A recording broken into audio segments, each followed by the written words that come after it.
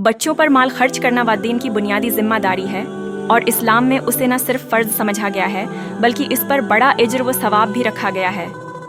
कुरान व हदीस की रोशनी में उसके बारे में तफसील दरज झेल है।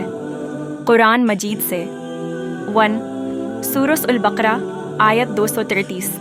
माँ बच्चों को 2 साल कामिल दूध पिलाए। अगर कोई शख्स चाहे कि दूध की मुद्दत पूरी करे और बाप पर लाजिम है कि माँ को मारूफ तरीके से खाना कपड़ा दे। इस आयत से वाज़ेह है कि बच्चों की परवरिश के अखराजात वालिद पर वाजिब हैं। 2 सूरह अत-तलाक आयत 7। वसात वाले को अपनी वसात के मुताबिक खर्च करना चाहिए और जिस पर रिस्क तंग है वो उसी में से खर्च करे जो अल्लाह ने उसे दिया है।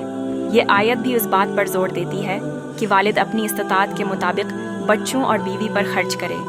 इहादीस नबवी से 1 सही बुखारी व सही मुस्लिम रसूलुल्लाह ने फरमाया, तुम्हारा अपने बच्चों पर खर्च करना भी सदका है।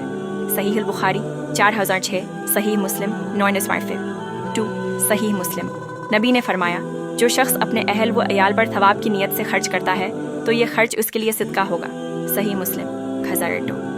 3 तिरमिज़ी शरीफ रसूलुल्लाह ने फरमाया, आदमी का अपनी औलाद के लिए खर्च करना सबसे अफजल सदका है। जामिअत तिरमिज़ी 1965।